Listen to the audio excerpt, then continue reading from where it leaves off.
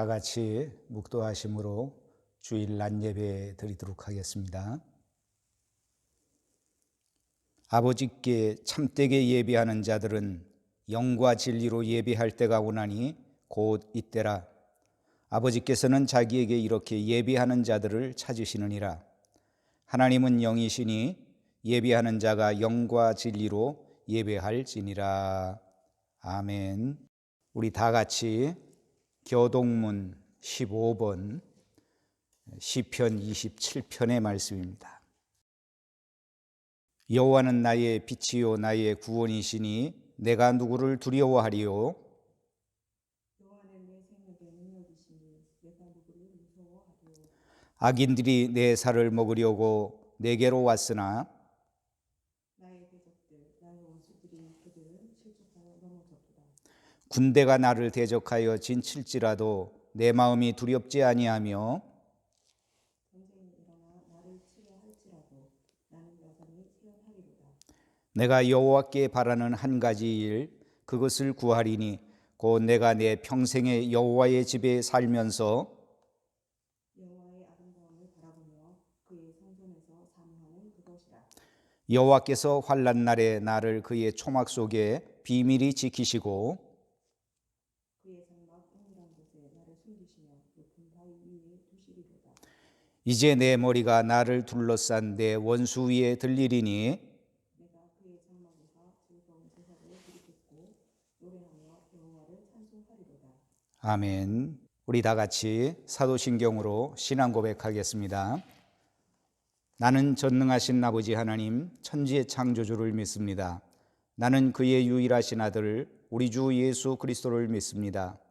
그는 성령으로 잉태되어 동정녀 마리아에게서 나시고 본디오 빌라도에게 고난을 받아 십자가에 못 박혀 죽으시고 장사된 지 사흘 만에 죽은 자 가운데서 다시 살아나셨으며 하늘에 오르시어 전능하신 아버지 하나님 우편에 앉아 계시다가 거기로부터 살아있는 자와 죽은 자를 심판하러 오십니다. 나는 성령을 믿으며 거룩한 공교회와 성도의 교제와 죄를 용서받는 것과 몸의 부활과 영생을 믿습니다. 아멘. 우리 다 같이 찬송가 35장을 부르시겠습니다.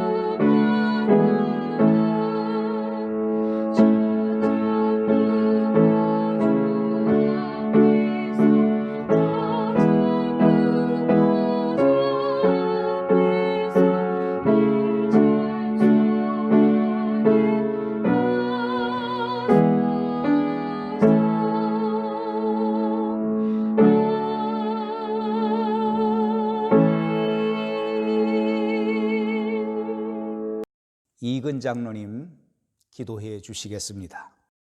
마음을 모아 다 함께 기도 드리시겠습니다. 할렐루야. 영원부터 영원까지 영존하시고 영생하시는 만물의 창조자 우리 하나님 아버지, 영광과 찬미와 찬송을 온전히 홀로 받으시옵소서. 오늘도 주께서 거룩히 구별하신 주의 날을 맞이하여 영과 진리로 예배 드리오니 이 예배를 받아 주시옵소서. 비록 이 예배가 비대면으로 드리는 온라인 영상 예배이지만 우리들이 어디에서 어떤 곳에서 어떤 상황에서 드리는 예배일지라도 우리의 마음을 다하고 힘을 다하고 뜻을 다하여 드리는 예배가 되게 하시어 하나님 아버지께서 받으실 만한 거룩한 산제사된 예배되게 은혜를 베풀어 주옵소서. 하나님 아버지, 지난 한 해 폐렴19 바이러스의 온 나라와 민족 전 세계적인 위중한 위협 가운데서도 주의 백성들을 지키시고 보호해 주셔서 감사합니다. 비록 역사의 책장이 넘겨진 새해 가운데서도 질병의 위협은 여전하지만 지키시고 보호하시는 하나님 아버지를 믿습니다. 상황은 비록 힘들고 어렵지만 모든 것을 주관하시고 새롭게 하시는 신실하신 하나님을 믿습니다. 이 모든 상을 역전시키실 하나님 아버지를 믿습니다. 이 폐렴19 바이러스의 광야 가운데 우리의 신앙의 현주소를 잠잠히 돌아보게 하는 하나님 아버지의 허락하신 때임을 믿습니다. 고난의 때에 주님을 더욱 만날 때임을 믿고 이 시대를 통한 하나님 아버지의 확성기된 음성을 듣고 깨닫는 존귀한 시간들, 카이로스의 시간들 되게 하옵소서.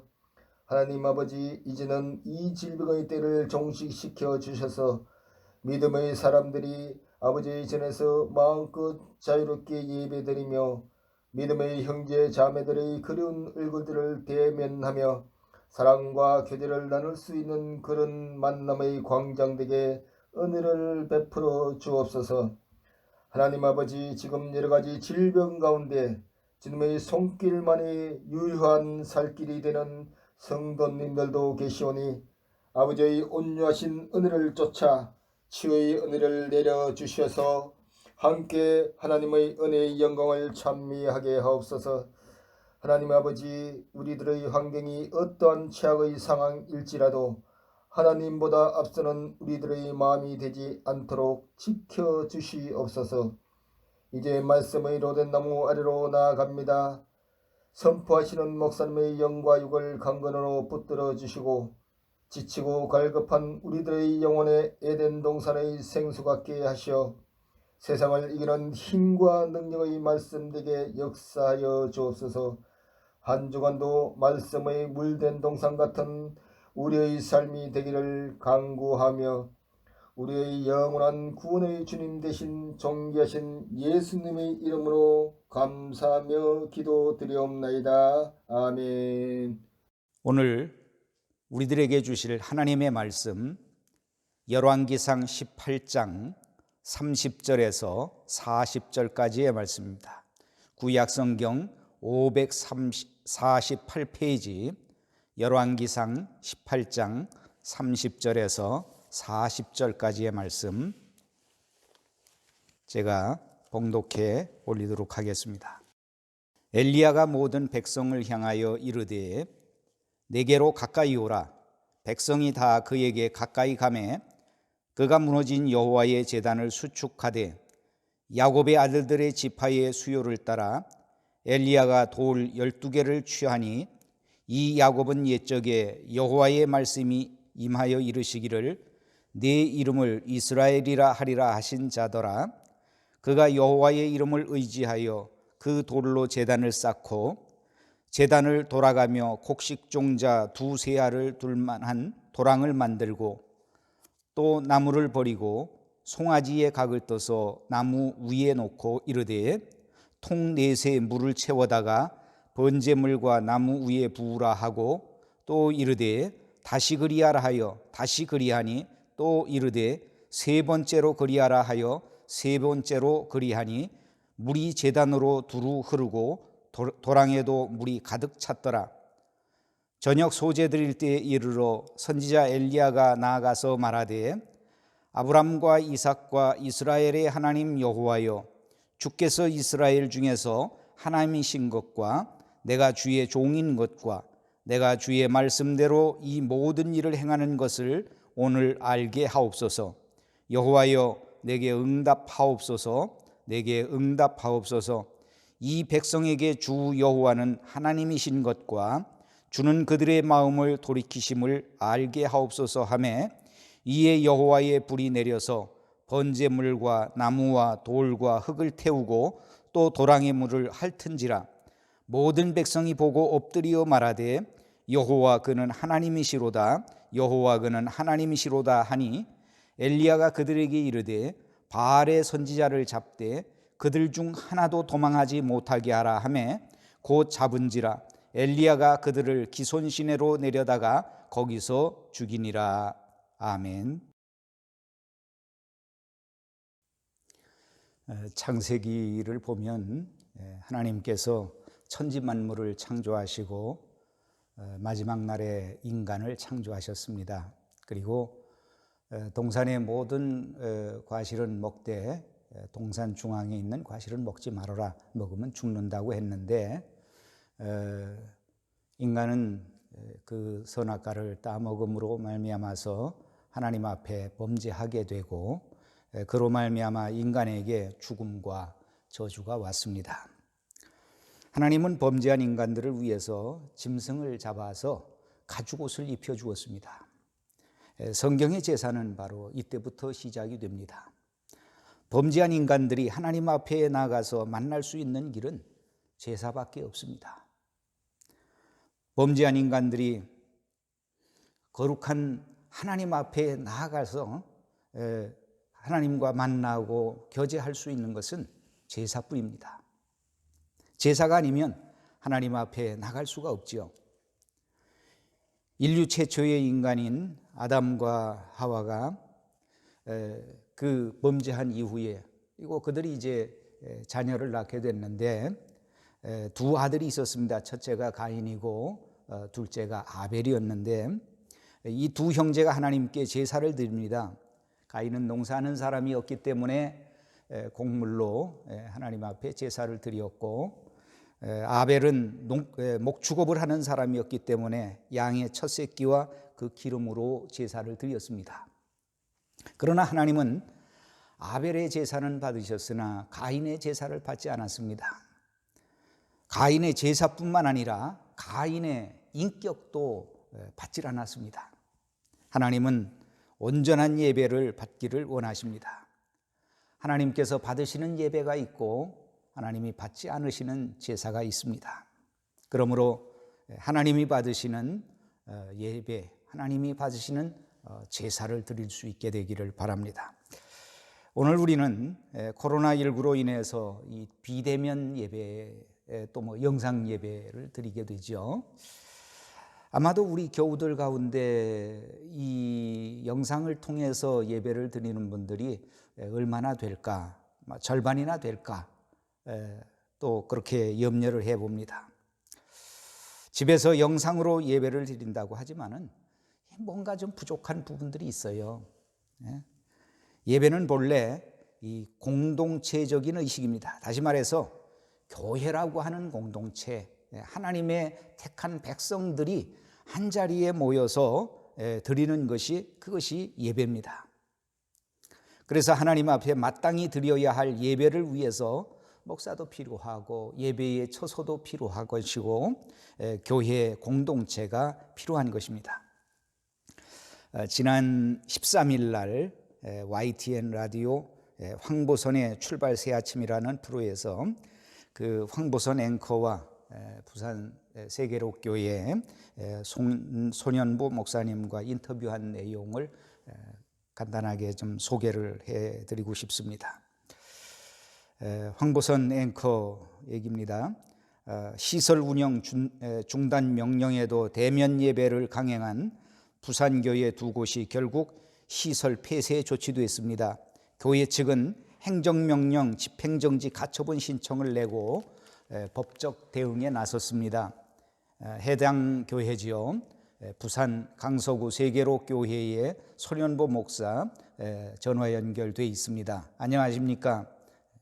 예, 안녕하세요. 일단 폐쇄명령 중지 가처분 신청을 법원에 냈습니다. 어떤 이유로 내신 겁니까? 간단하게 먼저 두 가지로 말씀드리면요. 대통령께서 작년 교회의 지도자들과 간담회에서 방역은 종교가 아니고 과학이고 공정하게 방역을 하겠다고 말씀하셨거든요. 그런데 지금 정부의 방역 정책을 보면 객관성이나 형평성이나 공정성이 전혀 없어 보입니다. 왜냐하면 10,000명이 들어가는 예배당에도 20명 미만으로 모여라, 5,000명이 들어가는 예배당에도 20명 미만으로 모이라 하는데 실제로 방송 송출하는 사람을 빼면 단 한 명도 예배를 못 드리게 하는 것과 동일하기 때문에 사실 위헌적이고요.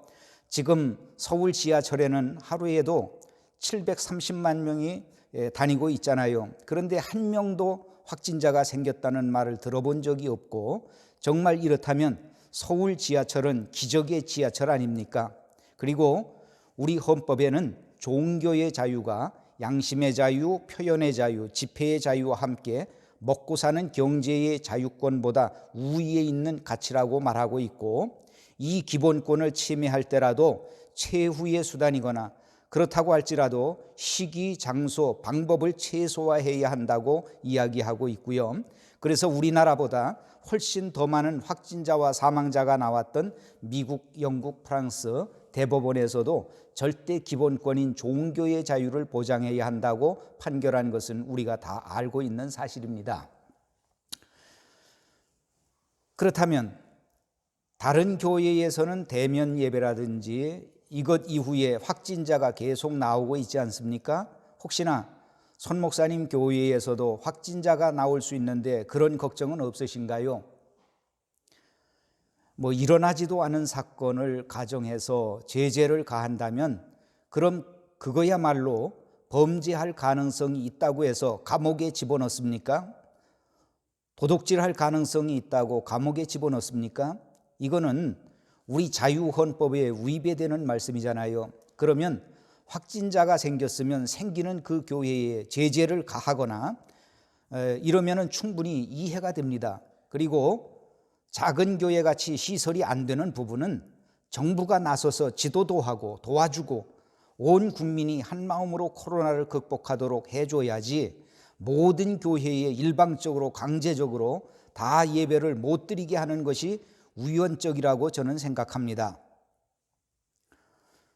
안고선 앵커, 그렇다면 이러한 소송, 다른 종교시설, 불교도 있고 천주교도 있는데 일각에서는 왜 다른 종교에서는 법적인 조치가 없는데 왜 개신교에만 이런 게 나오는가, 이런 지적도 많이 있습니다. 여기에 대해서 어떻게 생각하십니까?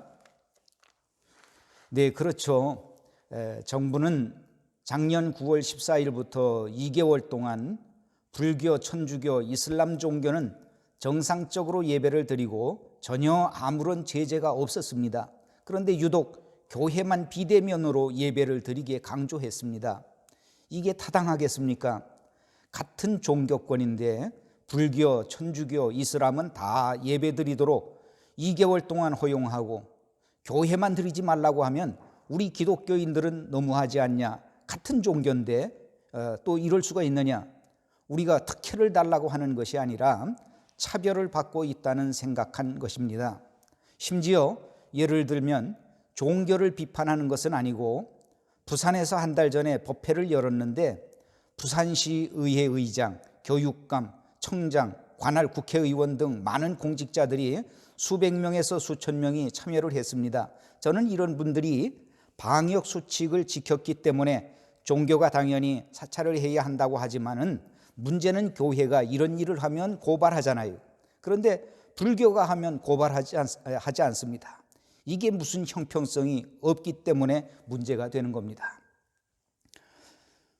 앵커 얘기합니다. 그렇다면 아까 말씀하신 것처럼 20%까지는 허용해달라는 요청을 하시고 있는데 지금 다른 개신교, 기독교 교회들을 보면 자발적으로 비대면 예배를 하는 곳도 상당히 많고 줌을 통해서 비대면으로 예배를 하는 곳을 봤는데 이렇게 예배를 드릴 생각은 없으신가요? 비대면 예배를 드릴 것인가 혹은 대면 예배를 드릴 것인가 하는 것은 구성원들의 의지에 맡겨야지 정부가 20명 미만으로 드려라, 5명만 드려라, 100% 드리지 말아라 이렇게 정교 분리가 되어 있는 나라에서 예배를 몇 명이 드릴 것인지 어떤 방식으로 드릴 것인지 이게 우연적인 겁니다. 황 앵커 얘기합니다. 교회의 입장은 그렇지만 사실 대면 예배를 계속하는 교회를 따갑게 바라보는 시선도 많습니다. 이런 시선 중에는 비대면 예배 때문에 교회에서 혹시 헌금이 안 돼서 그런 게 아니냐는 얘기도 있어요. 저도 그런 이야기를 들었는데요. 대면 예배의 이유를 헌금과 연관시키는 것은 정말 교회를 악의적으로 깎아내리는 것으로 밖에 볼 수 없고요. 학교의 교사가 교사의 꿈을 갖고 아이들을 가르치는데 당연히 월급을 받아야겠지요. 그러나 교사가 돈 때문에 아이들을 가르친다고 깎아내리면 그건 교사를 모욕하는 거 아닙니까? 그러면 비대면 예배 드리기 전에는 헌금을 안 했습니까? 헌금은 당연히 우리가 직원들의 월급도 주고 교회를 통해서 수많은 좋은 일도 하고 선교사도 보내는 일에 사용되기 때문에 당연히 해야 하는 것이죠.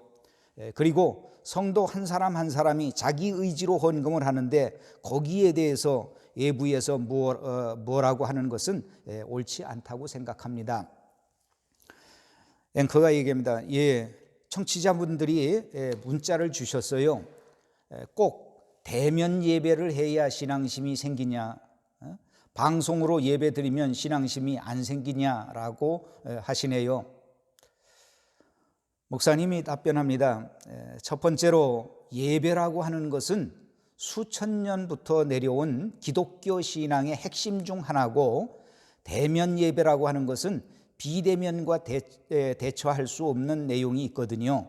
왜 우리가 자녀를 학교에 보냅니까? 그냥 집에서 온라인으로 하면 되는데요. 그러나 우리가 자녀를 다 학교에 보내는 것은 학교에서 선생님과 만나서 수업을 하는 것과 온라인으로 하는 것과는 차이가 있고 이번에도 우리가 코로나 때문에 많은 학생들이 수업을 못하니까 점수가 떨어질 수 있다는 요소도 보지 않았습니까? 대면과 비대면 예배는 이 정도의 차이가 있기 때문에 할 수 있다면 최대한 방역을 지키는 한에서 대면 예배를 드릴 수 있게 하는 것이 좋은 거죠. 이런 내용입니다. 우리 한국 기독교가 지금 고민하는 문제를 이야기를 하고 있습니다. 그동안 코로나19로 인해서 드리지 못했던 이 대면 예배가 다시 회복되어졌으면 좋겠습니다. 오늘 이 본문을 보면 엘리야 선지자가 무너진 여호와의 제단을 수축하고 기도할 때 하늘에서 불이 내리고 수축된 제단에 성령이 불이 임하는 것처럼 뜨겁게 우리의 심령에도 성령의 은혜가 임할 수 있게 되기를 바랍니다. 이스라엘의 아합 왕은 시돈 왕국의 공주 이세벨과 결혼을 했습니다. 이세벨은 바알을 아주 극진히 섬겼던 사람이지요.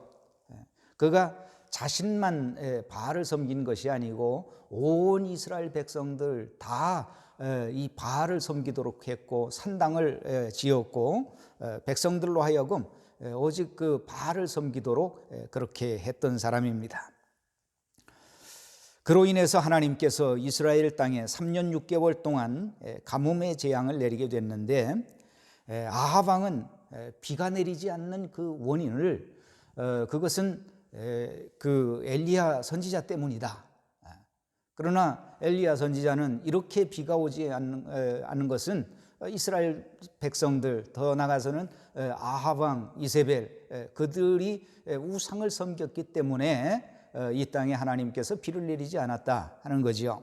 그래서 누구 때문에 이렇게 비가 내리지 않았는지, 그리고 누가 참신인지 누가 하나님인지, 바알이 하나님인지 여호와가 하나님인지 우리가 결정하자는 거예요. 엘리야 선지자는 아합 왕에게 바알과 아세라 선지자들을 갈멜산으로 소집해달라고 요청을 합니다. 아합 왕이 바알 선지자 450명, 아세라 선지자 400명을 갈멜산으로 소집을 하지요. 이제 우리는 누가 참 하나님인지 결정을 하자는 거예요. 당신들이 섬기는 바알이 정말 하나님인지, 내가 섬기는 여호와가 하나님이신지 그걸 결정을 하자. 그러면 하늘에서 불이 내리는 그 신이 참 신이고 그가 참 하나님인 것으로 우리가 결정을 하자. 그런데 엘리야는 상당히 불리한 대결이었거든요. 숫자상으로도 봐도 850대 1입니다. 그리고 아합 왕을 위시해서 대소신료들 대부분 또 백성들까지 다 이 바알 선지자 바알에 속한 사람들이고 그것을 섬기는 사람들이었기 때문에, 그렇지만은 엘리야 선지자는 그들에게 우선권을 줍니다. 너희들이 먼저 너희가 섬기는 신에게 제사해라, 기도해라. 그래서 그들이 그 송아지를 가져다가 잡고 아침부터 낮까지 바알이여 우리에게 응답하소서, 바알이여 응답하소서, 아무리 불러도 대답이 없습니다. 그때 정오쯤 돼서 엘리야 선지자가 그들에게 말합니다. 큰 소리로 불러라. 너희 신이 묵상하고 있는지 뭐 잠깐 외출하고 계신지 아니면은 주무시는지, 주무시면 깨워야 되지 않느냐 하면서 옆에서 놀려대지요. 그들은 제단 주위를 돌면서 칼과 창으로 자기들의 몸을 그어서 피가 흐르는데도 막 바알이여 바알이여 하면서 우리에게 응답해 달라고 이 제단을 이제 뛰면서 그렇게 부르짖습니다. 이제 저녁 소제 드릴 때, 보통 저녁 소제는 오후 3시에 드리는데 그때쯤 돼서 자, 시간이 더 필요하냐? 시간 더 필요하다면 주겠다. 그들에게 무슨 아침부터 오후 3시까지 했는데 무슨 시간이 더 필요하겠습니까? 그래서 이제 엘리야가 백성들을 다 모여라 해서 모이게 하고, 그리고 무너진 여호와의 제단을 수축합니다. 이 수축했다고 하는 말은 제단이 있었지만 무너져 내린 거예요. 이미 있었던 그 제단을 수리하고 보수하고 다시 쌓은 것입니다. 이것이 제단을 수축한 겁니다. 이스라엘 12지파의 수요대로 12개의 돌을 제단을 쌓았습니다. 오늘 30절 31절에 보면 무너진 여호와의 제단을 수축하되 야곱의 아들들의 지파의 수요를 따라 엘리야가 돌 12개를 취하니 이 야곱은 옛적에 여호와의 말씀이 임하여 이르시기를 내 이름을 이스라엘이라 하리라 하신 자더라. 이 엘리야 선지자는 야곱의 12아들, 이 12지파의 숫자대로 12개의 돌을 취해서 무너진 제단을 수축을 하게 됩니다. 이스라엘 족장 가운데 야곱은 형의 복수를 피하기 위해서 부엘세바에서 외삼촌이 있는 하란으로 도망을 하게 되지요. 야곱은 부모를 떠나 하루 종일 황량한 광야길을 걸어 루스라는 땅에 이르렀을 때 날이 저뭅니다. 그는 그곳에서 노숙을 하게 됩니다. 루스는 지리적으로 바위도 많고 황폐한 땅이고 불모지입니다. 야곱이 하루 종일 도망을 갔으니까 얼마나 지치고 피곤했겠습니까? 이제 날이 저물어서 노숙하기로 하고 돌을 베게 하고 누워 잠이 들었는데 꿈속에서 하나님께서 야곱에게 찾아오신 거예요. 꿈에 보니까 이 사다리가 땅에서 하늘에 났는데 그 사다리 위로 하나님의 천사들이 오르락내리락 하는 그런 모습을 보게 됩니다. 그리고 그 위에 하나님께서 서서 말씀하시기를 나는 여호와니 너의 조부 아브라함의 하나님이요 이삭의 하나님이라. 내가 누워있는 땅을 내가 너와 네 자손에게 주리라. 내가 어디로 가든지 내가 지켜줄 것이고 내게 허락한 것을 다 이루기까지 너를 떠나지 아니하리라. 하나님은 우리를 버리지 아니하시고 찾아와 주시는 거예요. 힘들 때, 내가 외로울 때, 내가 슬플 때, 내가 지쳐 있을 때 주님은 나에게 찾아오셨어요. 야곱이 깜짝 놀라 잠에서 깨어 일어났습니다. 그리고 창세기 28장 16절 이하에 보면 이렇게 고백을 하죠. 여호와께서 과연 여기 계시거늘 내가 알지 못하였도다. 이곳이 하나님의 집이요 하늘의 문이로다 하면서 베개로 삼았던 돌을 가져다가 기둥으로 세우고 거기에 기름을 붓고 그곳 이름을 하나님의 집 베델이라 불렀습니다. 야곱은 베델에서 돌단을 쌓았습니다. 여기 엘리야가 야곱이 돌단을 쌓았던 것처럼 이제 12돌을 취해서 제단을 다시 수축을 했지요. 그래서 이 무너진 제단, 무너져 있는 그 제단을 다시 수축을 해야 됩니다. 제단이 무너지면 우리의 신앙도 무너지는 거예요. 예배 시간이 참 아무것도 아닌 것 같지만은 예배 시간을 소홀히 하는 순간부터 믿음도 함께 무너지게 됩니다. 그러나 무너진 제단이 다시 쌓아 올려질 때에 우리의 믿음도 올라가게 되는 줄로 믿습니다. 이 엘리야 선지자는 12돌을 취해서 제단을 수축했는데 송아지를 잡고 각을 떠서 나무 위에 올려놓았습니다. 그리고 제단을 돌아가면서 도랑을 만들지요. 거기다가 12통의 물을 갖다 붓습니다. 그리고 나서 엘리야가 기도할 때에 하늘에서 불이 내려서 거기에 이 번제물과 나무와 모든 그 흙을 태우고 또 도랑의 물까지 다 핥아버렸다고 그랬습니다. 수축된 엘리야 제단에 불이 내렸듯이 예배를 통해서 성령의 불이 임하고 우리의 가슴이 뜨거워지고 새롭게 되어질 수 있게 되기를 바랍니다. 하늘로부터 내리는 성령의 불을 받아야 합니다. 그 능력, 그 은혜를 받지 않으면 우리가 세상을 이겨나갈 수가 없어요. 죄악들을 이겨나갈 수가 없습니다. 세상의 거짓과 모순된 것들을 이겨나갈 수가 없습니다. 수축된 제단에 위로부터 불이 내렸듯이 예배가 회복되어져서 위로부터 주시는 성령의 은혜가 우리 모두에게 넘치기를 주님의 이름으로 축원합니다. 우리 찬송가 338장을 부르시겠습니다.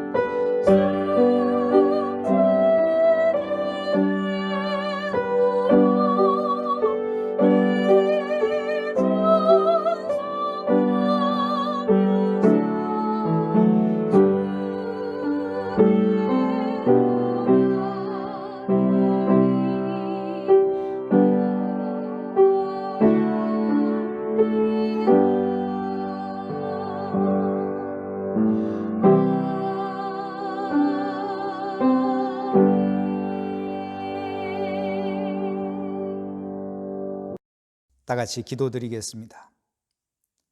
하나님 우리 아버지, 오늘도 주님을 향하여 주께 귀한 예배를 드리면서 또 정성스럽게 귀한 예물을 드립니다.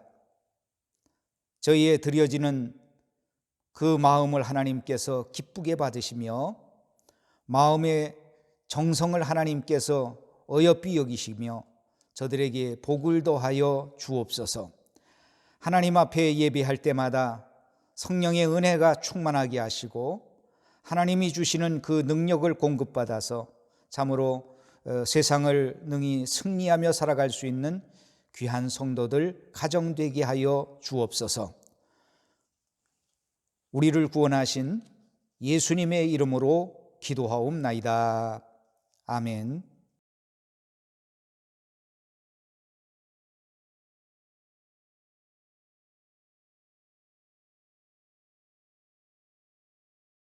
우리 다 같이 파송의 노래 부르겠습니다.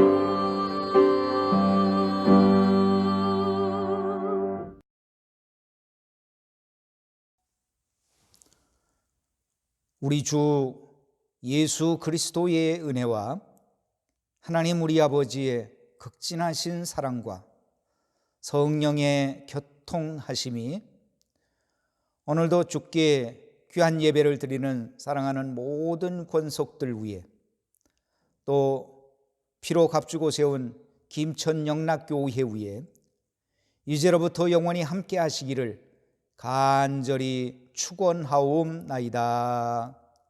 아멘.